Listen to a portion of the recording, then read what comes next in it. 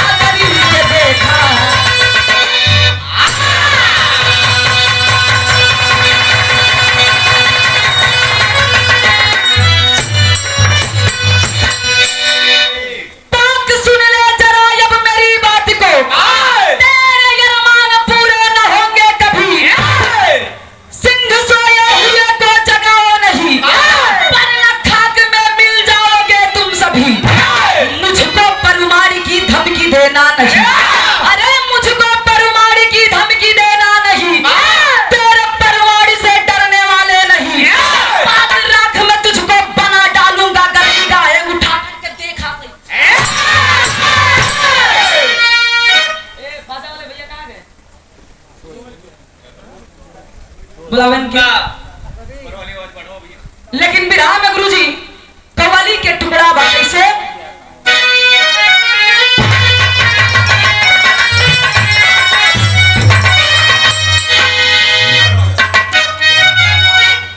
Hello hello देश से बढ़ावा ट्रेबल से बढ़ावा ट्रेबल से हेलो हेलो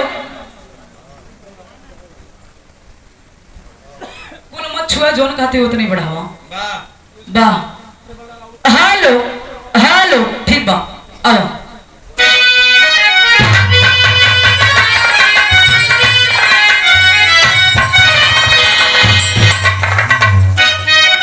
सही हो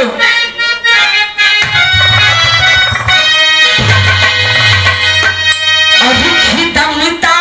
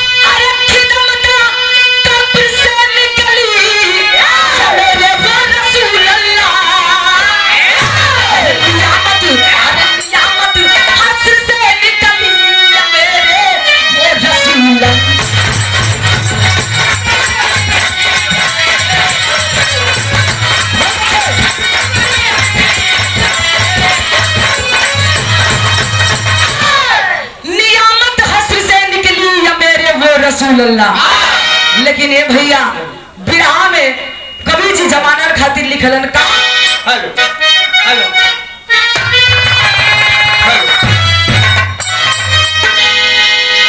अभी मिटा जे ना मिटाए से अभी मिटा जे ना मिटाए से निशानी उस पे कहते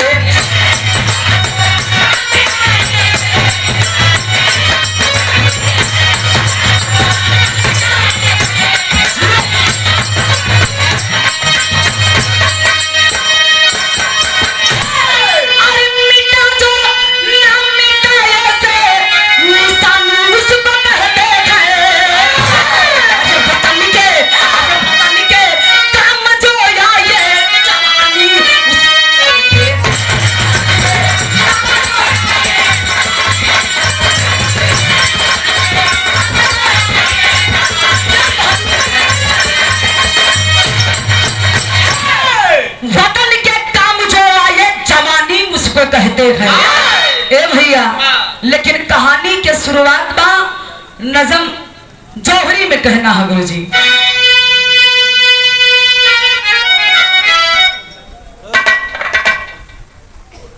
अब सम्मानित गार्जियन श्री सीताराम प्रधान जी खमपुर की ऐतिहासिक धरती से इस भाव को समझते हुए वतन के काम जो आए जवानी उसको कहते हैं। प्रधान जी के कर कमलों से शानदार 500 रुपए का आशीर्वाद, पैर छू के प्रणाम बा, सकल पंच के नमस्ते प्रणाम। हाँ आओ गुरु जी।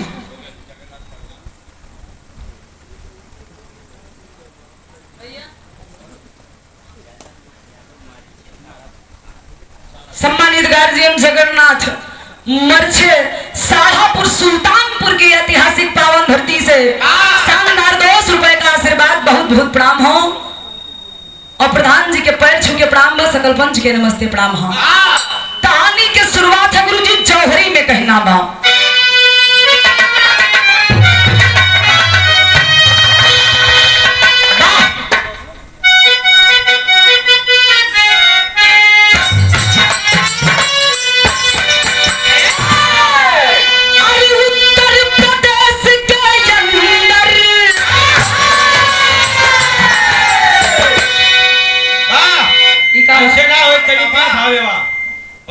वीर भाव ना रहा बाण के बा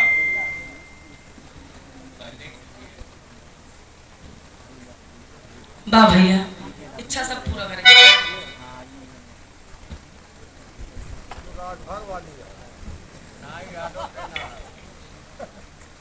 नहीं राज भर के ना ये हीरे की पकड़ी है। भगवान कन्हैया पीला वस्त्र पहले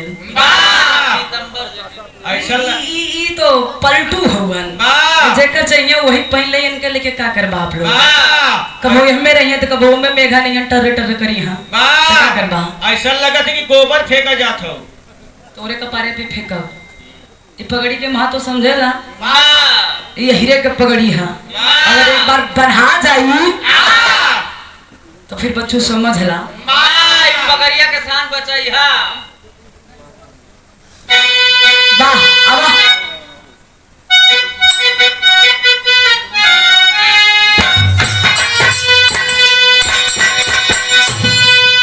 अरे उत्तर प्रदेश के जंगल, अरे कोई जिला का नामी,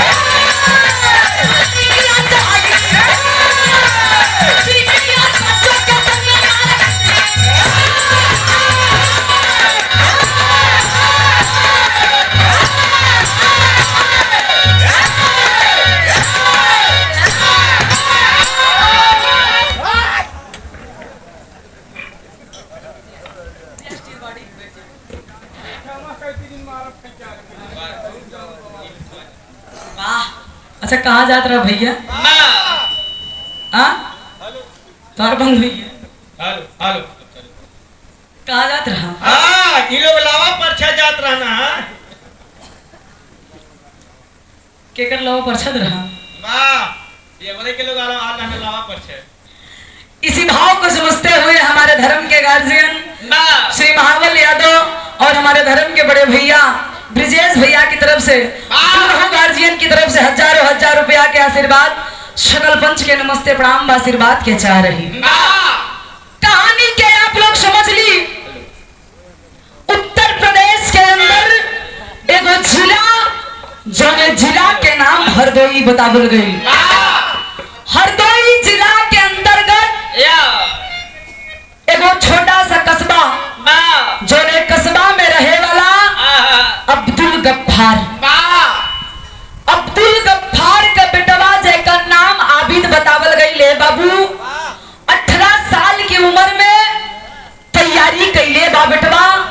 और तैयारिया कैला के बाद ड्यूटी लगल बा यार फौज में भर्ती भइल फौज में भर्ती भइल बा ड्यूटिया लगल बा जबलपुर जब जबलपुर ड्यूटी लगल ए बाबू 15 दिन के छुट्टी मिलल बा बकरीद नजदीक बा 15 दिन के छुट्टिया लेके घरवा आइल बा बीबी के नाम फिरदौस बतावल गईल बीबी के साथ में खुशी है ए बाबू लेकिन कहल गईल बा समय के मार से केहू बचल नहीं खे समैया के मार खैलन हर खुशिया में लागे केहू के नजर लग गई ले बाबू भइल का बिरहा में थे तरज है गुरु जी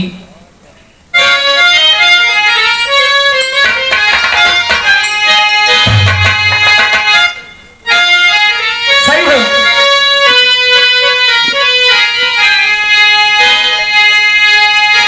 गीत के स्वर्गीय रामदेव गुरु जी अपने जमानी के आलम में गावत रहलन जब गीत गा दे भैया ना तो लगे कि हाँ वीर रस के देवर कहल जाला जब वीर रस के बिरहा में अगर जब तक की तर्ज ना लगे तब तक गीतिया अधूरा रहेला कवन गीत है गुरु जी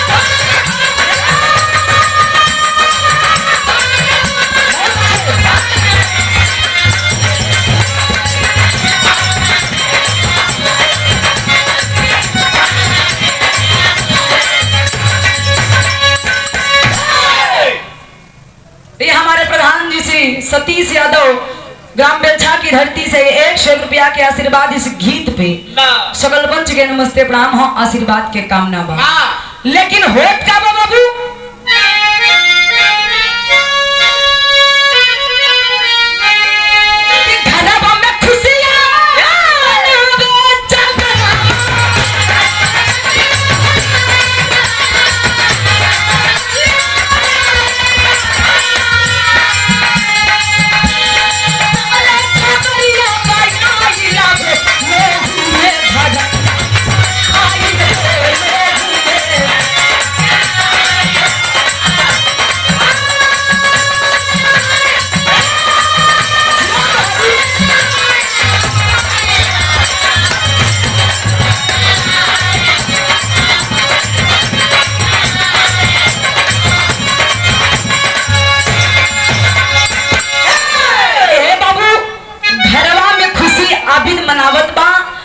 लेकिन वो खुशिया के नजर लग गई ले पंचो नजर लगल कैसे सम्मानित गार्जियन श्री राम आश्रय यादव बिशुनपुर की धरती से 100 रुपया के आशीर्वाद बहुत बहुत प्रणाम हो वो खुशिया के नजर कैसे लगल यार सीमा से फोन आ गई जब फोन आइल बा तो आबिद फोनवा के उठौलस आवाज आइल बा कि आबिद आपकी ड्यूटी निरस्त हो चुकी है जितना जल्दी हो सके आके ड्यूटी ज्वाइन कर लो ए बाबू आप भी लड़का अपने कलेजा पे हाथ धैलस घर के खुशी के ठुकरा के तैयारी करत बा कैसे गुरुजी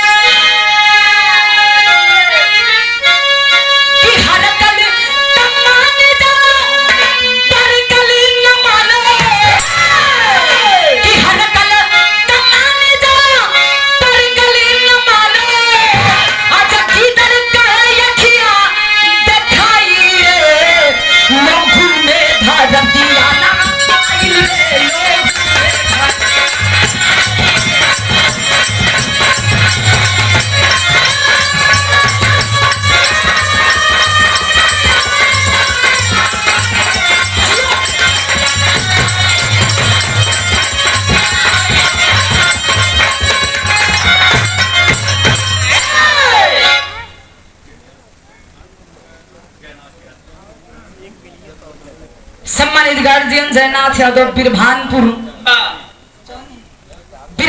चवनी, अच्छा बिरभानपुर चवरे, ये हमारे गार्जियन की तरफ से 100 रुपया के आशीर्वाद, बहुत बहुत प्रणाम है।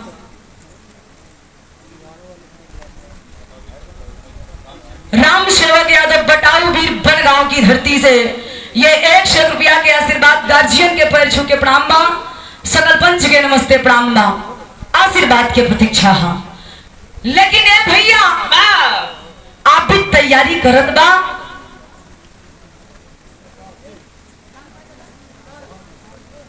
सम्मानित गार्जियन बाबूजी श्री महादेव रतासी की ऐतिहासिक धरती से 100 रुपया के आशीर्वाद, बाबूजी के प्रणाम हो, सकल पंच के नमस्ते प्रणाम बा।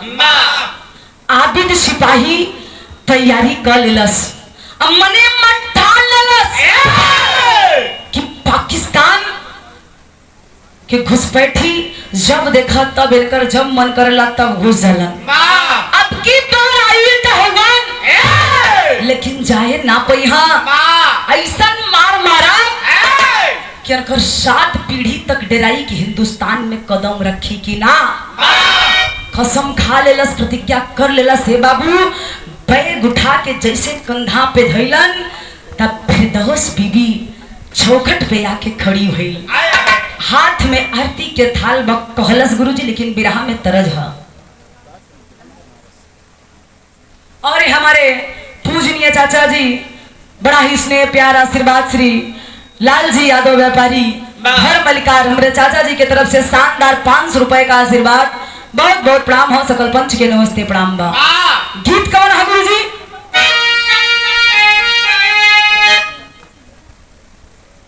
और यहाँ के बड़े सुंदर कलाकार हमारे धर्म के बड़े भैया हीरा लाल यादव, आपके कर कमलों से पुनः 100 रुपया के आशीर्वाद, बहुत बहुत प्रणाम हो, सकल पंच के नमस्ते प्रणाम बा। अब गुरुजी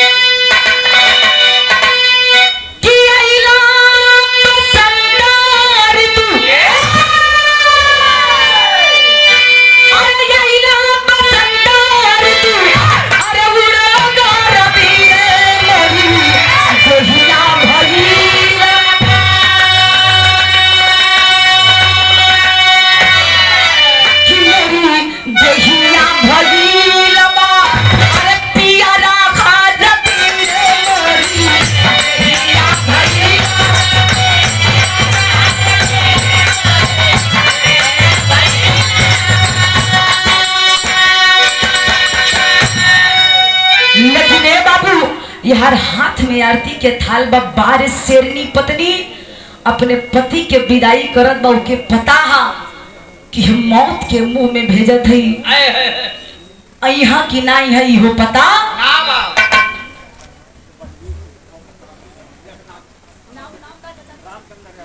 सम्मानित गार्जियन श्री रामचंद्र यादव बनबीरपुर ढकवा प्रतापगढ़ की धरती से ये हमारे गार्जियन की तरफ से 100 रुपया के आशीर्वाद, बहुत बहुत प्रणाम। आप लोगों के आशीर्वाद रही तो हम बहुत बड़ गवैया तना है, लेकिन आपके आशीर्वाद से, आप लोगों के आशीर्वाद से जो कुछ ही देखला बात साले तीन हाथ के तहन थाली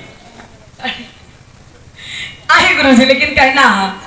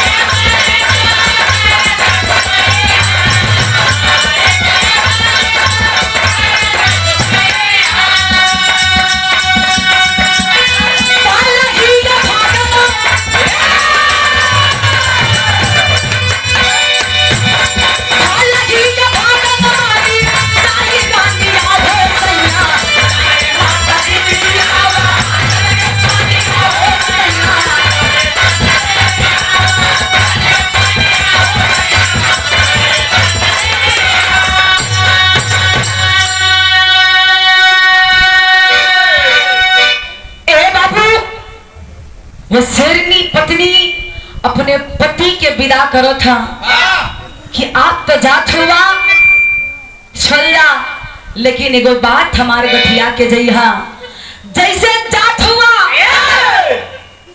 जोने जोश में जोने जज्बा में जात हुआ, वही जोश और जज्बा के साथे दुश्मन के खात्मा करके ही लौटिहा।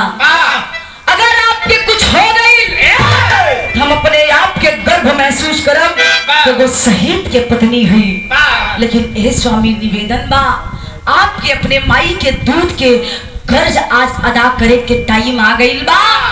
दुश्मनन के बिना गर्दन काटे लौटिहा। बारे पत्नी अपने पति के हिम्मत और ताकत बन के विदाई करत बा।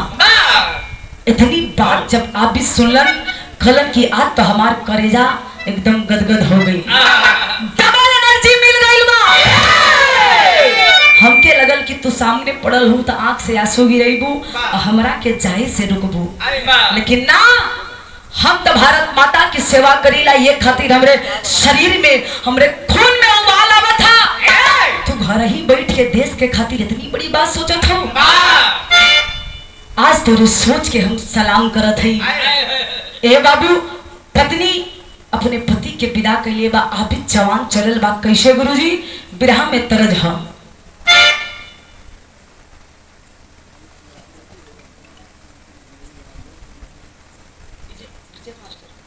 सम्मानित गार्जियन ब्रिजेश मास्टर साहब के मित्र भुलई यादव रस्सीपुर की धरती से ये हमारे गार्जियन की तरफ से शानदार 500 रुपए का आशीर्वाद, बहुत बहुत प्रणाम बा। अच्छा ब्रिजेश भैया कहाँ बढ़न, इतना देर से बस उनका नाम सुनत रहे। एक बार तनी सा आप पैसों मत दिया, लेकिन तनी सा अगवा आए जा, अगर पीछे हो तब निवेदन भाई आपसे सामने तनी सही बात तब ठीक रही ना, तो कभो मुलाकात और कहियो हुई तो पहचान ना पाई। ए भैया लेकिन यार गीत लगत बा, गीत कौन हो?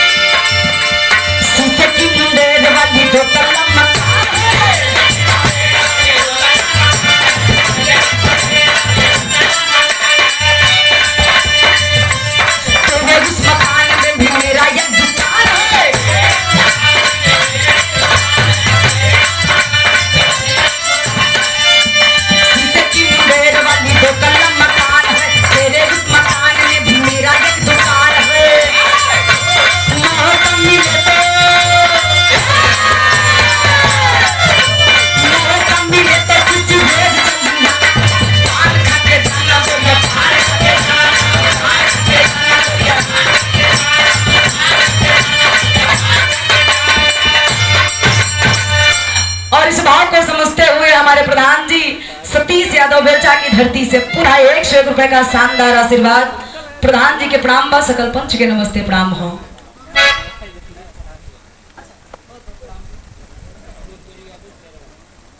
और हमारे गार्जियन श्री सूरजबली यादव सिरवा की धरती से ये शानदार 500 रुपए का आशीर्वाद।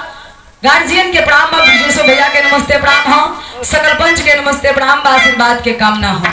लेकिन गुरुजी यार होत का बा आबिद जवान चलल बा, और चलल कैसे?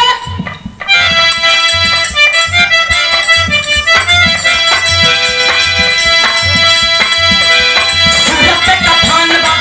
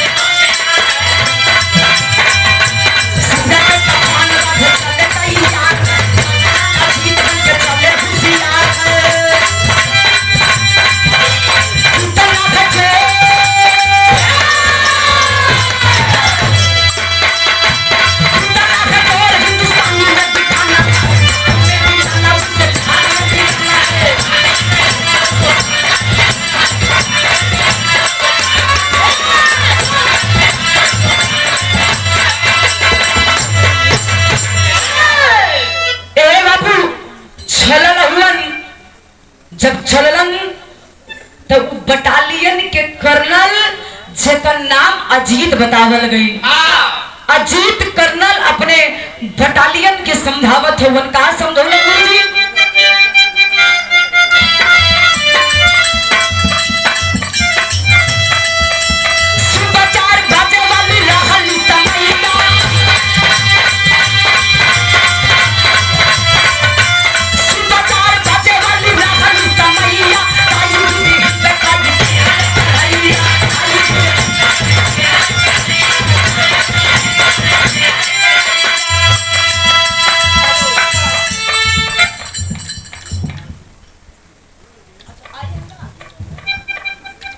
कहा हुआ भैया बिरहा के बड़े सुंदर कलाकार शेर बहादुर यादव। शेर बहादुर भैया कहाँ हो तनी से हाथ उठावा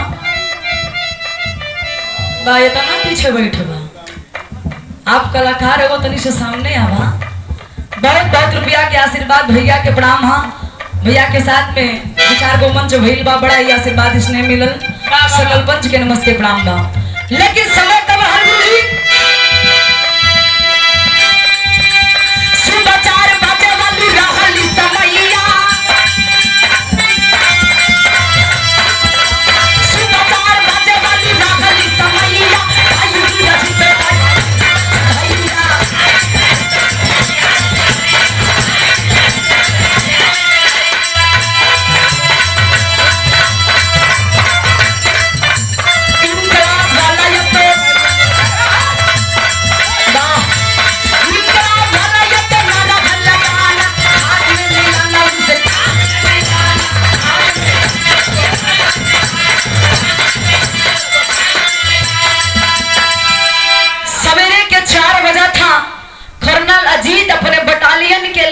टाइगर हिल की तरफ चल देलन।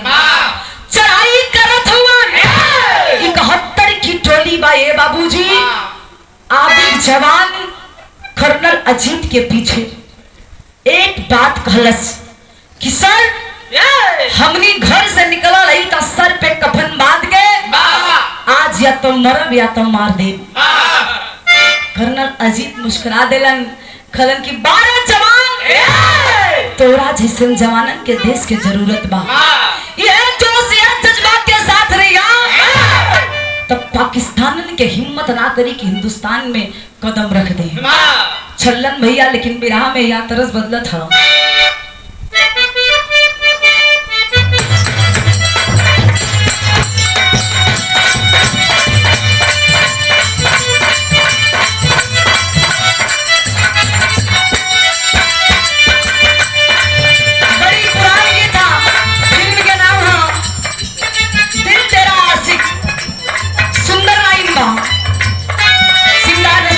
गुरु जी कैसे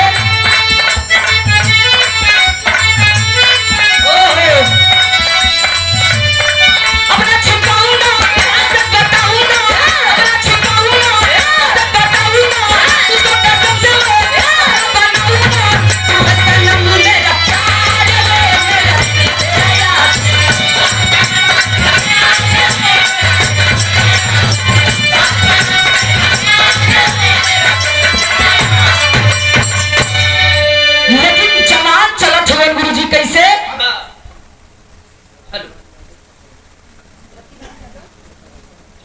सम्मानित गार्जियन रति राम यादव छपरे मऊ की धरती से इस भाव को समझते हुए 151 रुपया के आशीर्वाद बहुत बहुत प्रणाम। हाँ लगू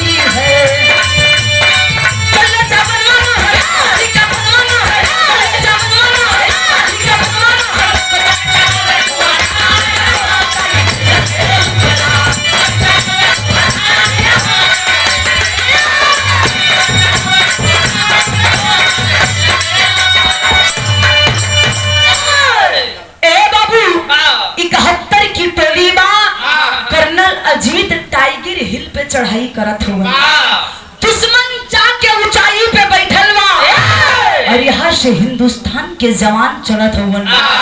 ए बाबू, जब पाकिस्तानी के कान में खबर गई कि हिंदुस्तान के फौजी जवान टाइगर हिल पे चढ़ाई करत हवन, तो वही ऊपर से गोली के बौछार होवे लगल। आज जब गोलिया के बौछार भइले बाबू, आबिद जवान जाके सीना पे अपने गोली रोके खातिर सबसे आगे बढ़ गई। कर्नल अजीत के हथवा पकड़ के खींचा कर देलस। ये सर, हमने आज भारत माता के आन बान शान के बचावे खातिर आइल हई, तब पीछे ना रहब। जाके लगे जवान चल लिया। और टाइगर हिल पे चढ़ाई करत बा। ऊंचाइया कितना रहल भैया? तरज हो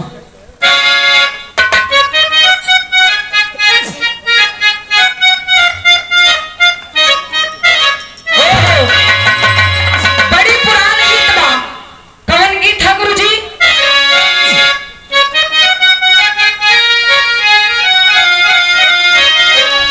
अरे पाकी गई लगे हुमाल तो की गई मालिया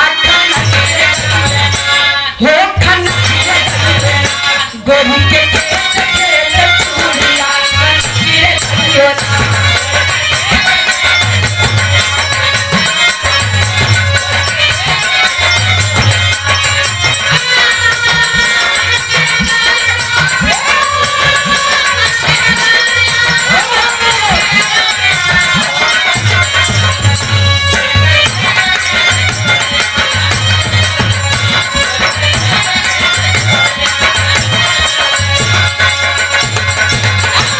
लेकिन जवान चढ़त हवन गुरुजी कितना ऊंचाई बा?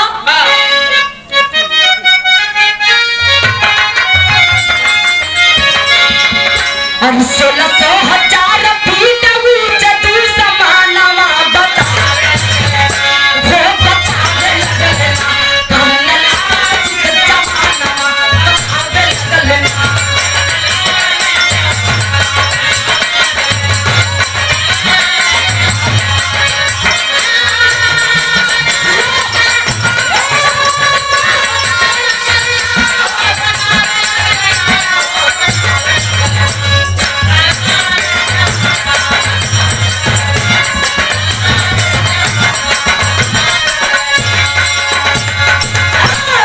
कर्नल अजीत बतावत हवन कि 16,000 फीट ऊंची पहाड़ी पे बैठल हवन दुश्मन। हमनी के अपने के बचा के उन्हीं के मारे के बा। ए बाबू, चढ़लन तो भइल का?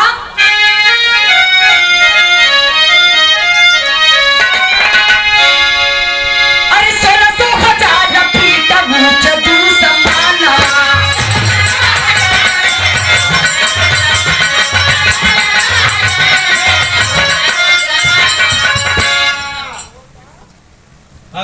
हमारे गार्जियन श्री फुर्तीलाल निषाद चाचा जी के करकमलों से 100 रुपया के आशीर्वाद बहुत बहुत प्रणाम हो। सकल पंच के नमस्ते प्रणाम बा। भइल का?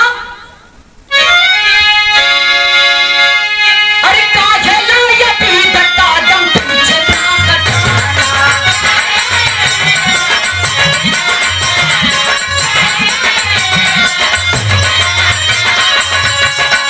काया वीर वीर के याद आखना।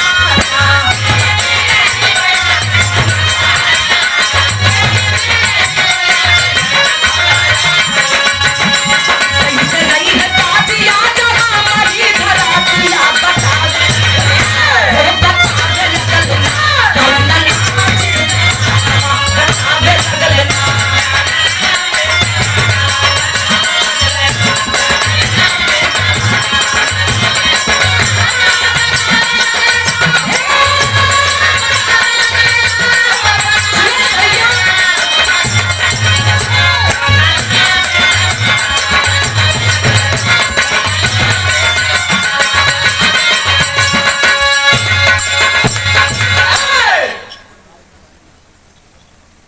हमारे धर्म के गार्जियन श्री लाल साहब यादव बिशुनपुर की धरती से 101 रुपया के आशीर्वाद बहुत बहुत प्रणाम हो। सकल पंच के नमस्ते प्रणाम बा। ए बाबू, आबिद कलश की सर हमनी सर पे कफन बांध के आई रही अब कदम पीछे ना हटाई। चला थई आज देखल जाई कि पाकिस्तान में कितना पावर बा। ए बाबू जब यह हर सचलन कहल गईल बा समय के मार से केहू बचल नहीं खे। समय करवट ले ले बा भइल का गुरुजी ब्याह में तरज है।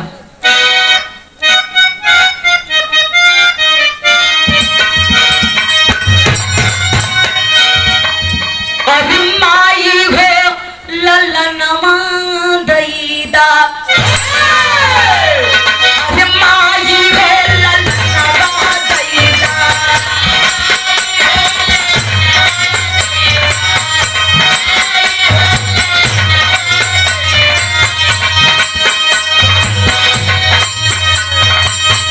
बहिनी हो पिरनवा दैदा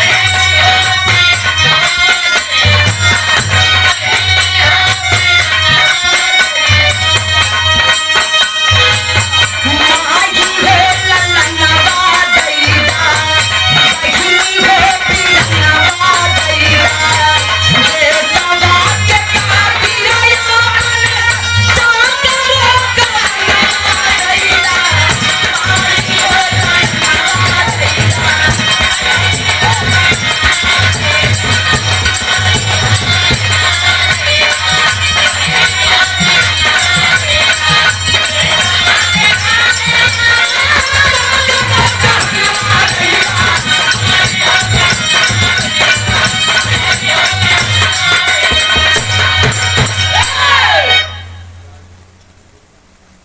सम्मानित गार्जियन लाल जी के सपुत्र नहीं ब्रजेश मास्टर हमरे धर्म के बड़े भैया की तरफ से ये 200 रुपए का शानदार आशीर्वाद भैया के प्रणाम हो।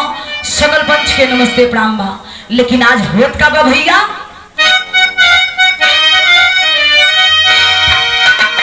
अभी टाटमा पर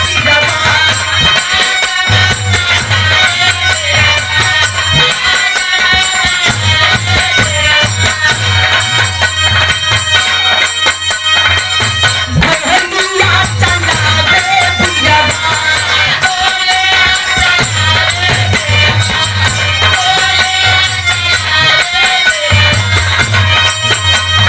कहतमा बढ़ावे बिरवा भैया चलावे बिरवा समझ चला दिया के भैया लगावे बिरवा कहतमा बढ़ावे बिरवा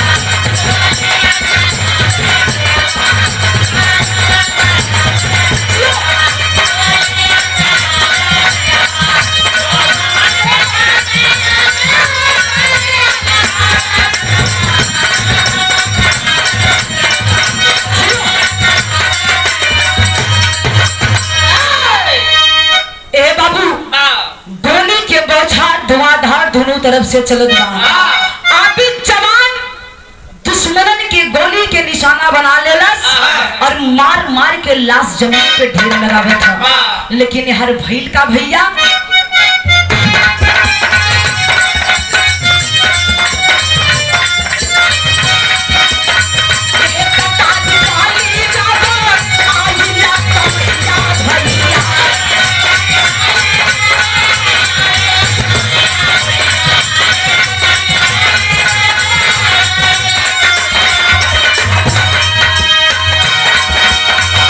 आइए सखी दादा के सके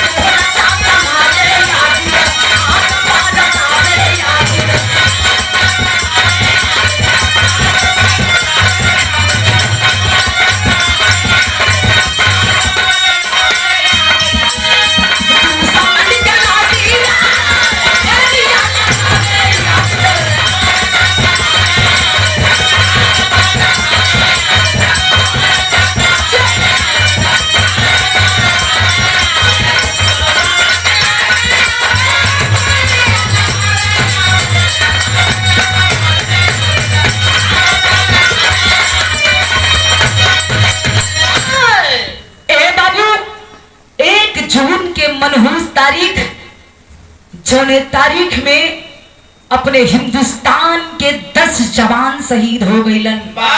जब 10 जवान शहीद भइलन, आबिद के शरीरिया में खून उबाल लेलस। कलश कि आज हमरे देश के अगर 10 जवान शहीद भइल हो तब पाकिस्तान के कम से कम 70 जवानन के जब तक मार ना दे तब तक चैन के नींद ना सोई। ए बाबू चलल बा आबिद जवान, लेकिन भइल का गुरुजी टेरी में कहना है।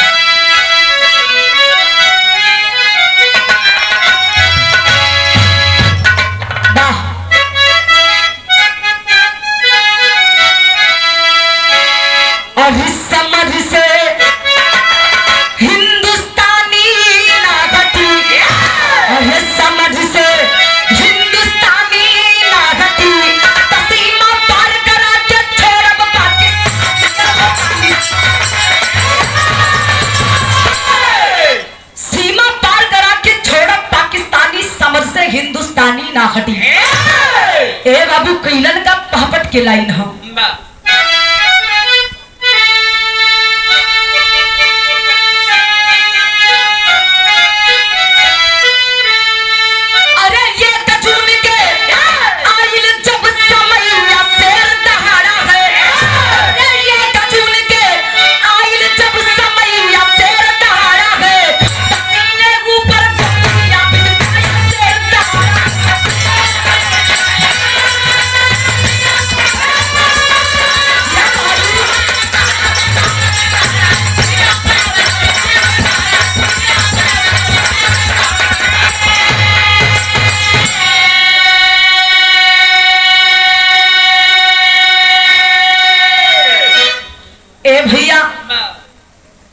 जब जवान 10 जवान अपने देश के शहीद भइलन, जोश में आके आबिद सब के पीछे छोड़ के आगे बढ़ गई।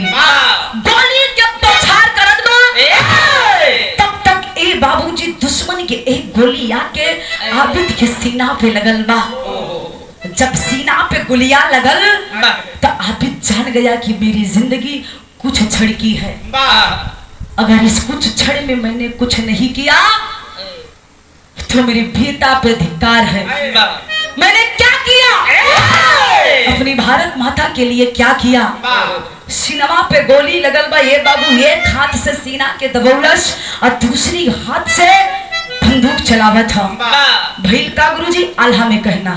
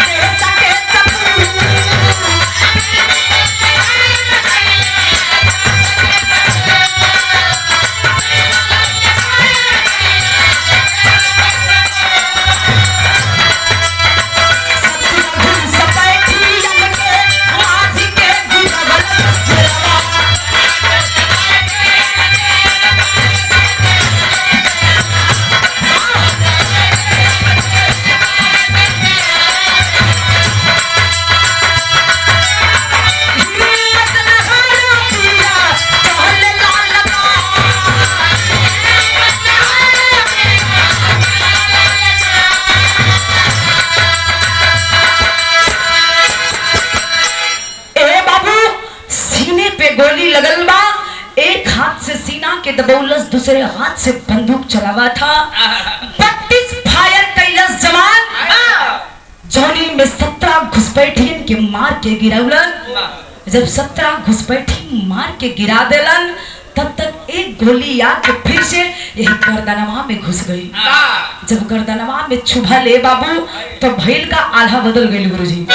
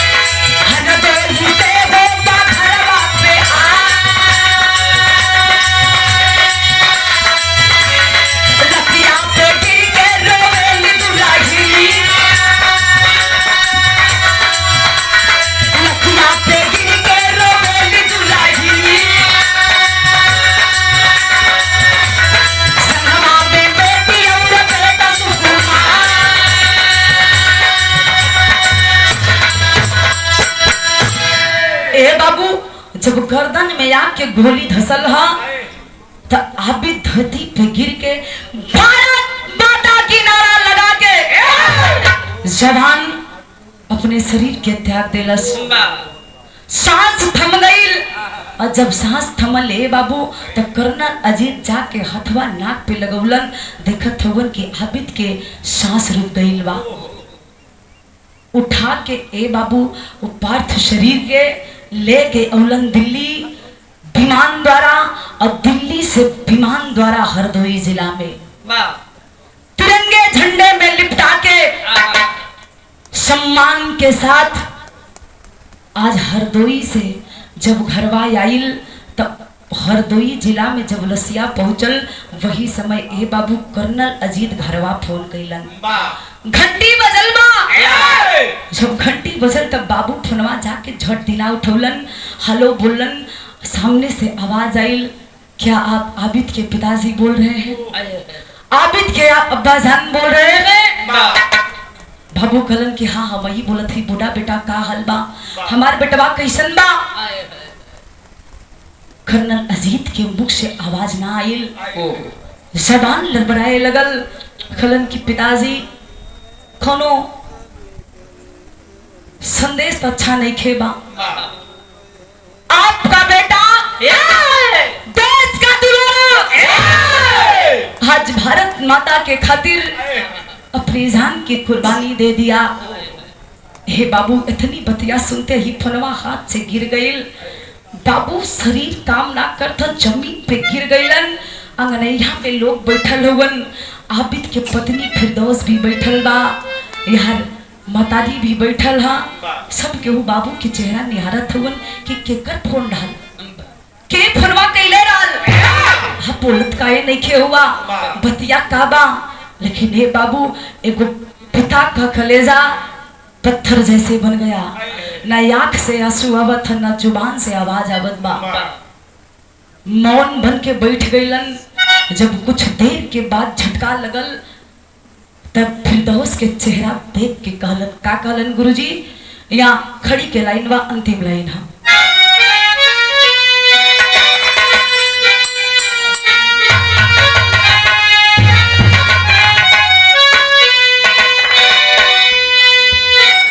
ए बाबू फिरदौस के समझौलन की बेटी शायद तुरे जुबान पे सरस्वती माई विराजमान रहलिन। कहल गई दुनिया में दिन भर में अगर एक बार केहू दिन भर बोलत रहा, लेकिन एक बार माई सरस्वती के जीभ पे वास होला, कबो कबो बतिया सत्य हो जाला। यही से इंसान के सोच समझ के दिन भर में बोले के चाहिए। खरन की बेटी जाते टाइम तो आबिद के कले रहलू कि स्वामी जात हुआ तो जा, दुश्मन बिना गर्दन कटले अहाना वाह भले ही शहीद हो जइहा अभागन बन के जिंदगी के जी ले लेकिन पीठ दिखा के मत अइहा ए बेटी आज तोहर सुहाग तोहर शौहर देश पे शहीद हो गई रे पीठ दिखा के ना लौटा था सीने पे गोली खा के लौट के आवत था तिरंगा में लिपटा के आवत था अपने पति के स्वागत करे खातिर सम्मान करे खातिर फिर से आरती के थाल ना सजे मेरे बेटी जाते टाइम तो विदाई कैले आरती के थाल से आज बेटा हमार लौट के आवत बा तो फिर से ओकर स्वागत ना करबे इतनी बतिया सुनते बाबूजी आज फिरदौस जमीन पे गिर जाती अपने दोनों बच्चन के लेके फपक के रोवता लेकिन बाबू जाके माही के पकड़ के कलन की सुना हमार बेटा औलाद ना बल्कि फौलाद रहल आज को मुसलमान के बेटा के फर्ज निभैले बा लोग कहलन कि हिंदुस्तान में हिंदू के लड़का भारत माता की सेवा करेला लेकिन हमार बेटा एक मुस्लिम का बेटा आज भारत माता की सेवा करके देश के खातिर देश पे अपनी जान की कुर्बानी दे दिया बाबू रो रो के माई से कहलन का कहलन गुरुजी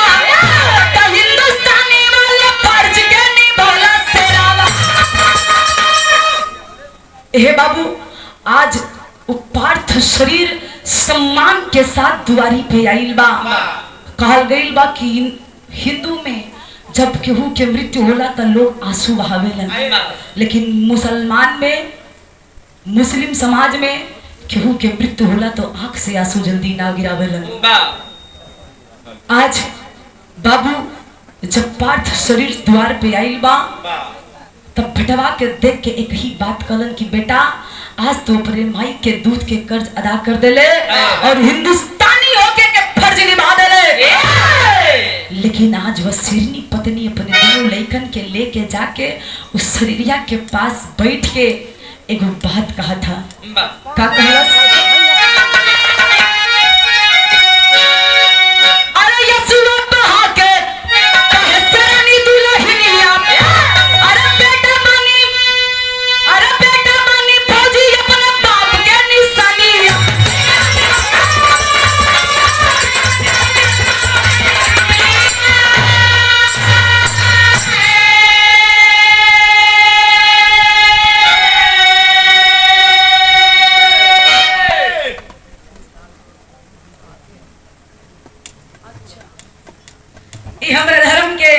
चाचा जी श्री लाल जी यादव जी के मामा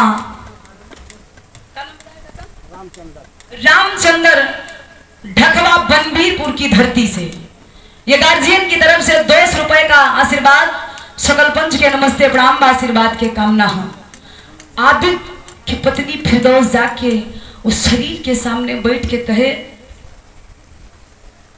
कि हमरा के कुछ चाहिए ना जब सरकार पूछलन सरकार के द्वारा भेजल गई वो कर्नल अजीत आके पूछलन कलन की फिरदौस अगर कोई इच्छा हो तो बता दो क्योंकि हमने आपके पति को बचा तो नहीं पाया लेकिन आपके परिवार का दुख और सुख कोई भी समस्या होगा हम लोग आबिद का स्थान तो नहीं ले पाएंगे, लेकिन सोचेंगे कि उसकी कमी को पूरा कर सके।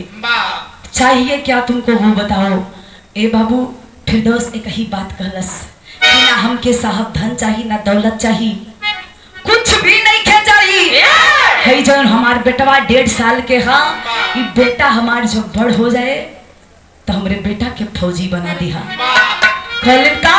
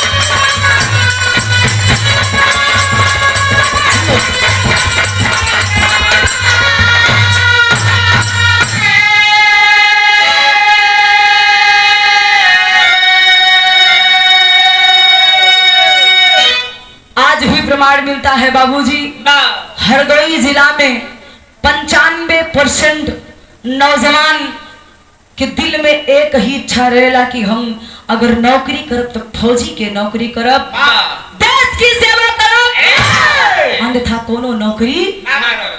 आज भी हरदोई जिला में 95% फौजी जवान मिला करते हैं। आबिद के परिवार से बेटवा भी तैयारी करो था, लेकिन आबिद के छोटका भाई फौज में यहाँ भारत माता की सेवा करत बा। बिरहा के हमारे अंतिम और आखिरी लाइन है गुरुजी।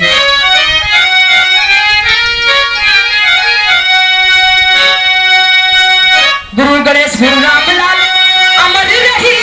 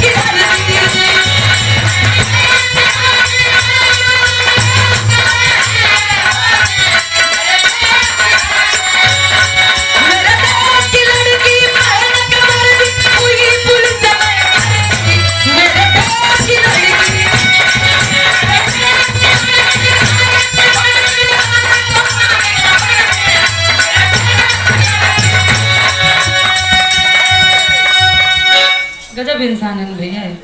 हम कहते मेरे देश के लड़की पहन के वर्दी हुई फौज में भर्ती, कहते मेरे देश के लड़की माई से भड़की मांगे मोबाइल। पागल जगह मोबाइल न रहा। अच्छा मोबाइल सही भी है, मोबाइल गलत भी है। अगर सही काम में लगेबा तो सही रही, गलत में लगेबा तो गलत है। मोबाइले के देना कि 2 साल लॉकडाउन रहा, लड़कियां मोबाइले से पढ़े ना। ए भैया यहीं से लेकिन एक लाइन हम कहा थे का कि मेरे देश का लड़का, मेरे देश का लड़का पहन के चड्ढा छोड़ रहा है भाटा। मेरे देश का लड़का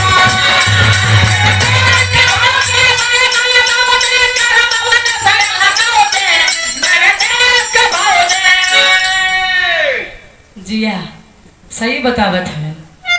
अच्छा तो हम आज सवेरे जाके हम फोन कई पूछब कई घरे लगौजी करवाए, तू नहीं कहा तू भैया जाके प्रचार करत है। वाह